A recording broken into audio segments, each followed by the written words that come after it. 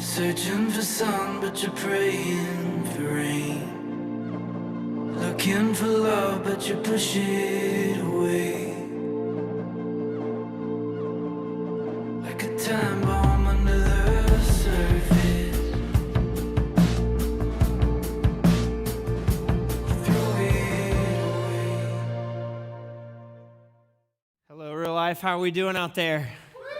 Welcome to Real Life. My name is Christian. I am one of the pastors here. I'm so excited for all of those who are watching with us, whether you're here, whether you're at home, wherever you're watching. We're so glad. I'm excited to kick off with us, and I'm excited for just what God's going to do.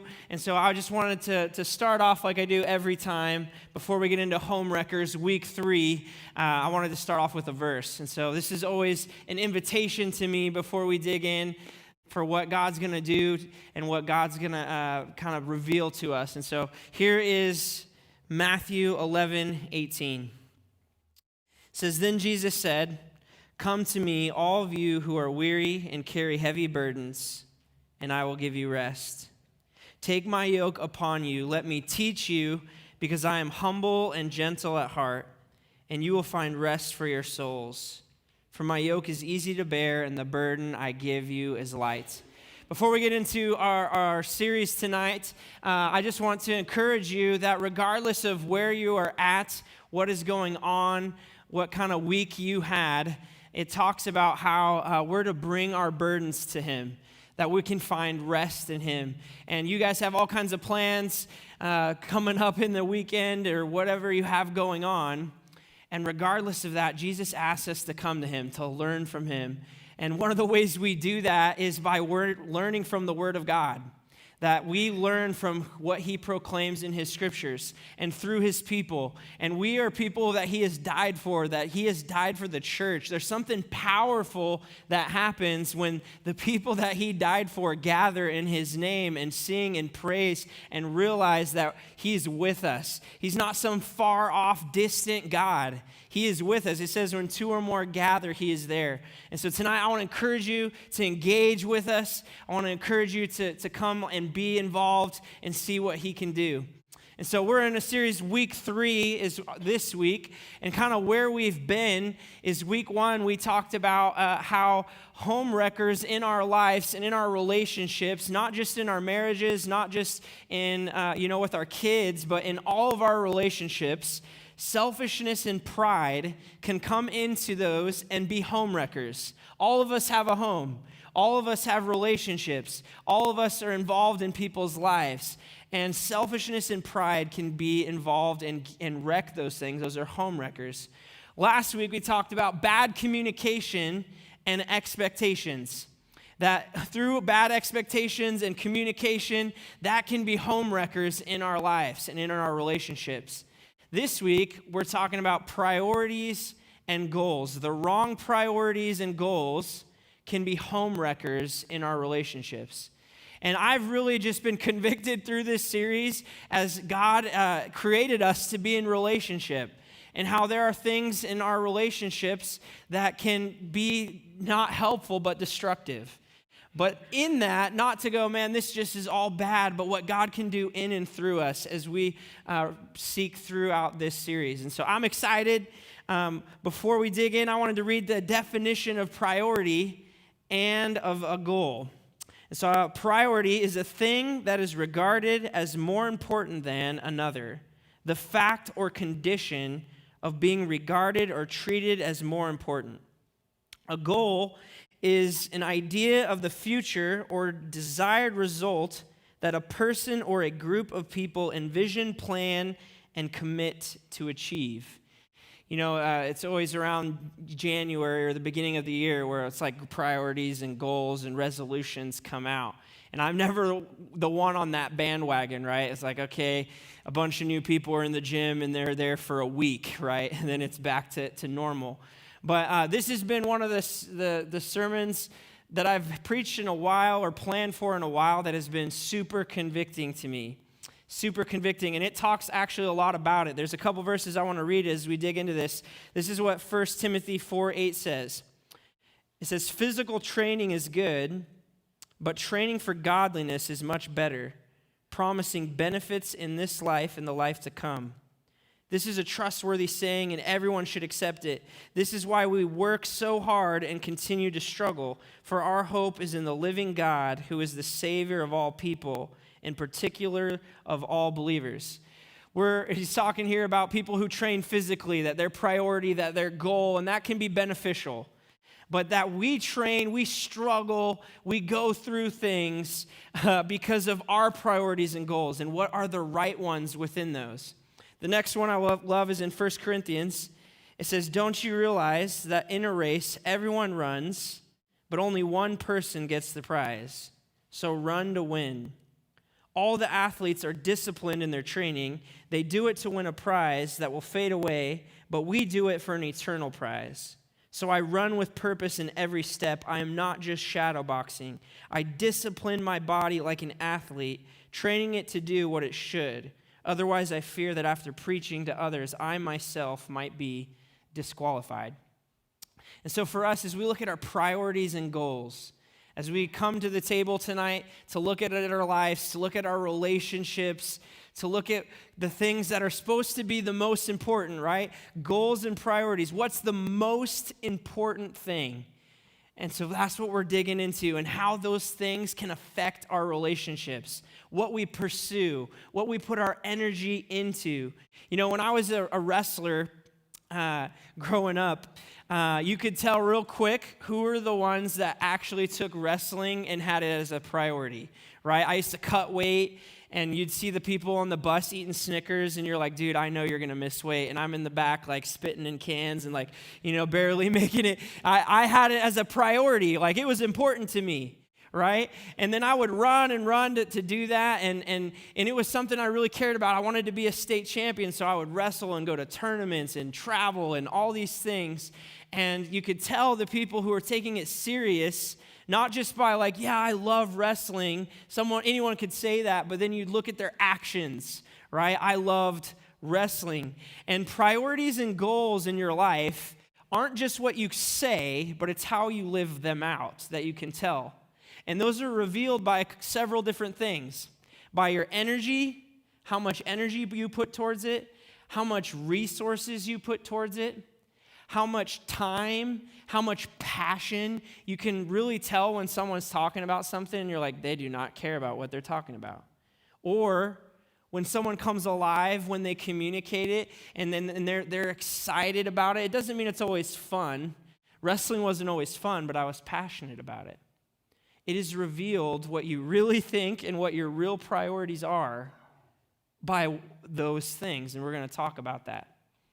And so first I want to talk about the wrong priorities and goals. The wrong priorities and goals that we can have that can affect us and in our relationships and what we pursue and how that affects our hearts and our lives. There's several different things that the world chases after that we can fall into. And some of them I'm going to list off. It's not all of them, but there's a general amount of different things that people can make priority. And not all of them are bad. One of these by themselves isn't bad. But when you make any of these the most important thing in your life that you chase after, then it affects your life and your relationships with God and with others. The first one I put is money, right? When people go, I'm going to make money, that is a priority and a goal. And remember, priority being more important than everything else. Money in itself is not wrong to pursue, and how you go about that and being generous and all those things. But when it is the number one priority and you pursue after that, you can even find ways to justify it, right? Like, I'm going to go after all this money so that me and my kids can go and do a lot of stuff together. But the problem is in that process, I'm never seeing them. They miss me. I'm not showing up and leading well. But the intent is at some point I'll get to spend time. And the priority can be money, and you can even justify it to where you're going, I'm going to do it right eventually, and I'm going to pursue these things. We can find ways to justify. You don't have to be in the world and like money is your God in every way. Even in the church, we can find ways to justify. Money in itself is not wrong to have it, to pursue it, to be generous with it, to honor God with it. But money as a priority can seep in to our lives and affect every relationship. Success, right? Going out and having the most success, being super successful in my job. People looking at me, and in a way you can even justify that is, man, if I were to just be super successful, I would be influential. And I would meet people, and then I could use that influence to impact others for the kingdom. Even in the Christian world, we can do that. And that in itself is not bad. That is really good. Yes, use your influence. But if in that process, whether it's your friends, your connection to church, your connection to the Lord, your connection to people in your life, if you're willing to not prioritize them in order to gain some potential influence that at some point in time you'll be able to use, then we can miss it. Success, money, could be power. You want to, and that could be along the same lines. I want to be powerful. I want to have influence. That can look similar. Or this one's not bad either. Any one of these isn't bad, but how it is in our hearts is important. To chase my dreams, to chase my hobbies, right? I'm going to go out and have the best trips and adventures, and I'm going to go out and make memories and travel. None of those things are necessarily bad in themselves, but what am I doing with my time and resources? What am I doing with the relationships and what God cares about in the process? I'm not saying don't go on vacations. I love vacations. You guys ever have any good vacations in your life? I've had some amazing ones, and those aren't bad. Making dreams aren't bad. But when they start to impact all the areas of my life, because those are the number one thing, then it affects things. Going out and seeking pleasure, right? Whether it's partying or whether it's, doing things for your pleasure, whether it's whatever, those things are not the things that fulfill us. Those are not the things that fulfill us. It could even be sports, and maybe not even for you, but for your kids. I wrestled, so I love that my kids are in wrestling. And we can go, man, I really want our kids to be super involved so that they grow up and, through sports or education, that they can get into a good college. And then they do well and they're not tempted to get involved in things that they shouldn't, right? And the heart of that is good. But you know what? I'm gonna spend every resource so that they travel all over the place. I'm going to make sure that they're at everything, but at the same time, I'm not going to push them to get into relationships with other godly people. I'm not going to push them to get into youth groups. I'm not going to push them to have people who are going to ask the hard questions because I'm so busy with our resources doing all these different things. And that in itself, I go to stuff with my kids, tournaments. I do the practices. I do those different things. But what is more important? We can get sucked into these things in our lives that then affect the people and relationships around us. Whether that's being comfortable in our appearance, whatever, all these different, there's a bunch that I could talk about. And these things, I'm not saying you can't enjoy. God has given us things to enjoy in life and to be fulfilled in life and to go, man, God, thank you for what you've blessed me with. I like buying nice clothes or trying to have vehicles that, run at least, right? And have, those things are not bad to have. But before you know it, we can get sucked into it. And then even in your closest relationships, whether it's marriage or whatever, you're fighting over things. There's this analogy that I love that I've seen before, and I wanted to use it. I have this rope over here, and I want this to represent something for you guys. So imagine the beginning of the rope is your start of existence, right? And according to Scripture, I know it ends over there, but picture this rope going on forever and ever and ever for eternity, right? So your start and then eternity. Scripture reveals somewhere we're either going to be in heaven or hell for eternity, right? And if we were to look at eternity and then the scope of our 80 years here, I'm choosing to go, okay, this represents our time on earth, our short time on earth. It's not very long. And then there's eternity somewhere else. And your priorities and how we live our life are shown whether you're thinking of this other part or just here.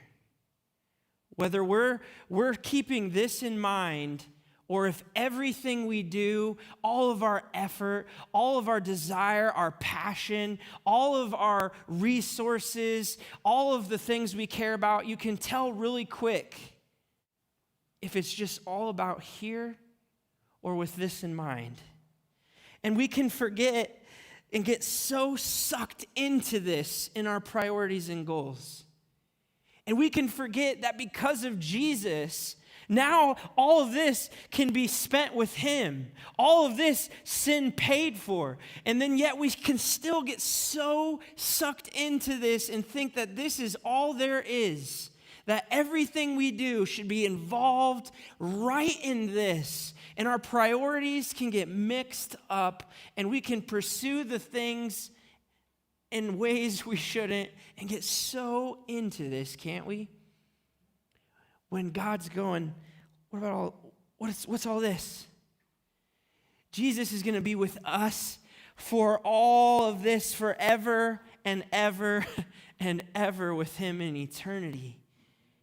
Eternity in perfect grace and mercy and justification, no more sin, no more pain and suffering, but yet this thing can be so important and we can get so engaged and this is all there is. And I'm gonna, in the analogy that I've seen, I'm gonna save so I can enjoy this little bit right here, right?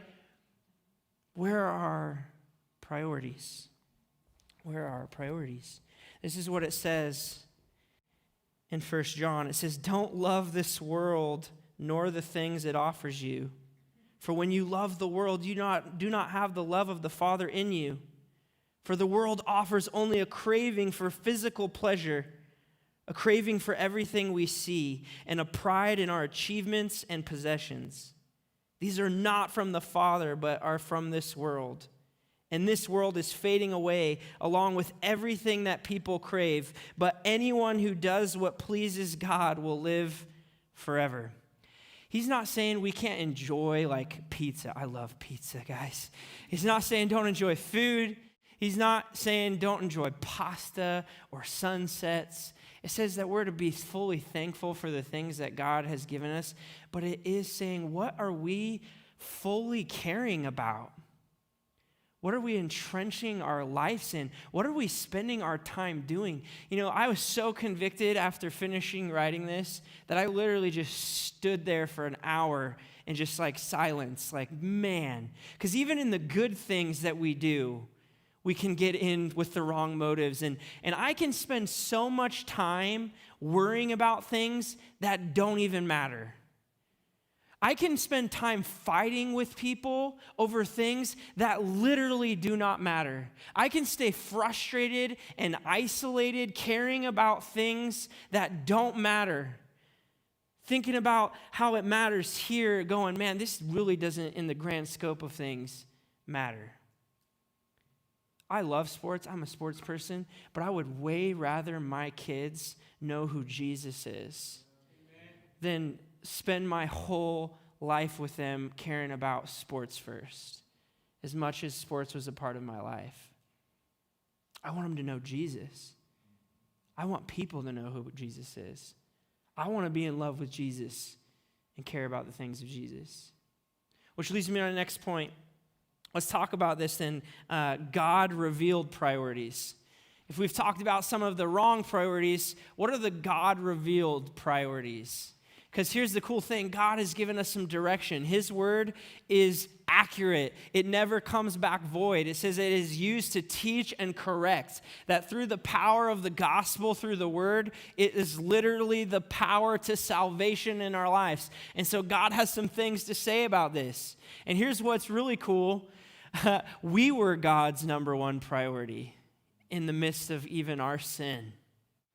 The reason why I look at making God a priority is because he made me his priority. If you look at Jesus' life and what he spent his time on, his whole entire human life down here, fully God, fully man, was for me and you. Every ounce of energy thinking of us, doing everything right every time, all of his resources, and then dying on the cross for us. Pretty amazing. But Jesus one time was asked by some Pharisees who often tried to trick him, and Jesus is Jesus. You ain't tricking Jesus. And he summed up a question because he was asked, what's the most important thing in the Bible, basically? What's the most important commandment? And back in their day, they lived every bit of their life around the 10 Commandments. Like, what's the most important? Talk about priorities. These guys were religious to the T, right? They just didn't get that they couldn't do it in themselves. They needed Jesus. But they were very religious. Talk about priorities. They would just go through these things. They were rigorous in it. And he was asked this question, and this is what it says. You guys know this. Matthew 22, it says, Jesus replied, "You must love the Lord your God with all your heart, all your soul, all your mind. This is the first and greatest commandment. A second is equally important. Love your neighbor as yourself. The entire law and the demands of the prophets are based on these two commandments." You know, I don't know if we fully wrapped our head around what it looks like to love God with our hearts, minds, and souls. Like every bit of who we are. If you want a glimpse of it, look at how Jesus loved us and what he did for us. That's a glimpse of how we're to love him. And we fall short of that. I fall short of that. But he's saying, hey, you want me to summarize the entire Bible for you? You want me to tell you what should be the number one priority? The number one goal is being in love with the Father because he's in love with you. Modeling your life after him because of what he's done for you. Love him with your heart, mind, and soul. And love others as yourself. To be in love with people. And then the rest of the Bible, because we're broken and sinful, is about all kinds of ways in which that's hard for us and how we need to learn to do that because we're jacked up. And so God has to use his word to go, this is how it looks. This is what brings you meaning. This is what brings you purpose. That doesn't mean that it's easy. That doesn't mean that it's always going to feel good, but this is the source of comfort and this is the source of meaning. He's going, this is what it is. This is the greatest. And it talks about how we're to abide in the Lord and in his love for us.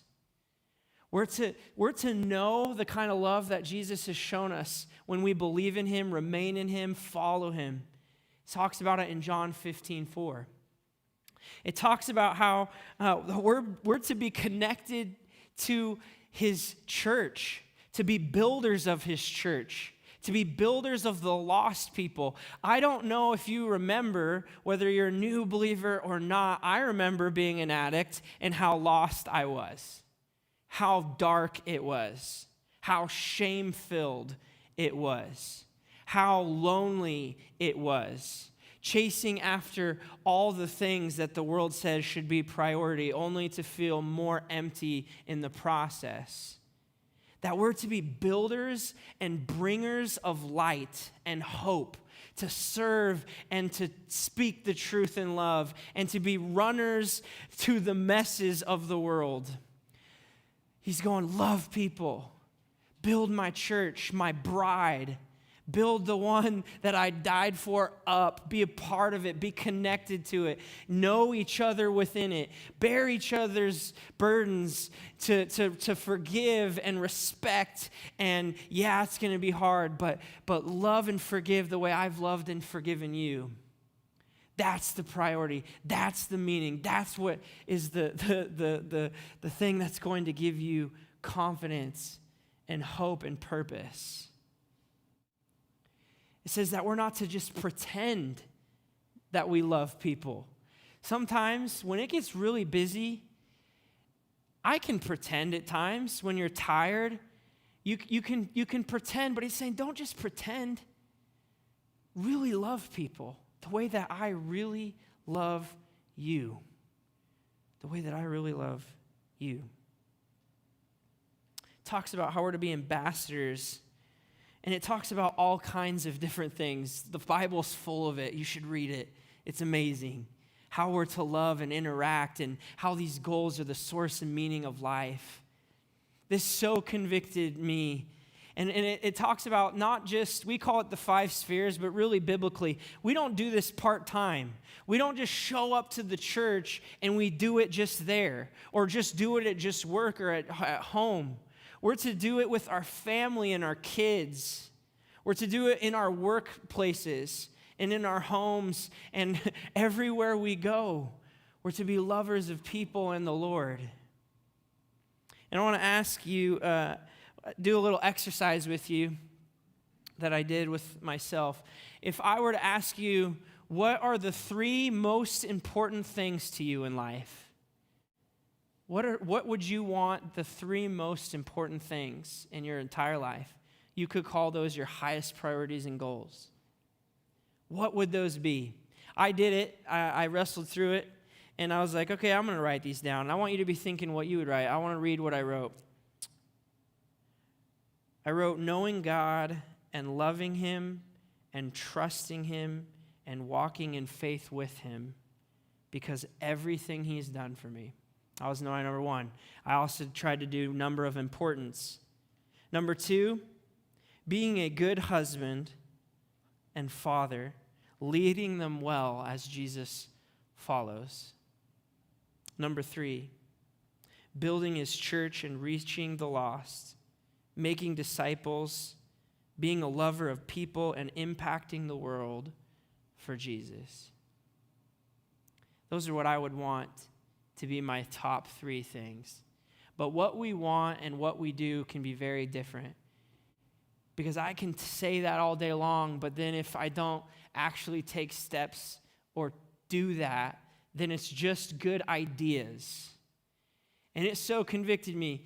And I want to ask you, with your top 3 things, if you've thought of them, if you were to take your calendar out, if I was to get a snapshot of your life, how you spend your time, what you spend your money on, what your effort and energy goes towards, what passion comes out of you, would those things align with how you spend and live your life? We can say all day long, God first, people first, church first, but then when we look at our lives, and I was so convicted by this because I'm a pastor, and even in ministry, I can get so out of whack with things. I can get home and I'm tired, and the temptation is like bedtime's coming around. Instead of sit there with my kids and pray and talk about Jesus, he's like, dude, put them to bed, Netflix, let's go, right? All of us can do it. I can get out of whack. Or even in the church sometimes, we can go through the motions and get lost in this, like, I have to do this because I'm a Christian, instead of we get to do this because of Jesus. And I was so convicted by this. And I'm not talking about, if I was to do this tomorrow and go, sweet, I'm going to align my top 3 with the rest of my life. 1, I'm never going to do it perfect. But I'm not saying this to guilt you to go, now you're going to go out and get connected, and you're going to get into a life group, and you're going to serve and all these things. I'm not saying to guilt you. And I'm not saying like, sweet, I'll go do these things, and I don't want you to do them if it just becomes a checking the box. It's called religion, and Jesus actually spoke out against the Pharisees. It isn't about religion and the box checking of what we're supposed to do. I'm talking about a life truly transformed, a heart from darkness to light.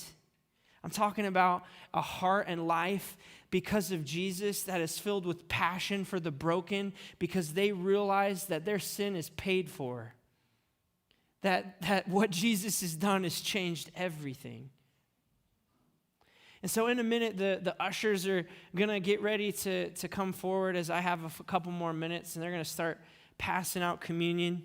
But here's a verse talking about box checking. This is 1 Corinthians 13.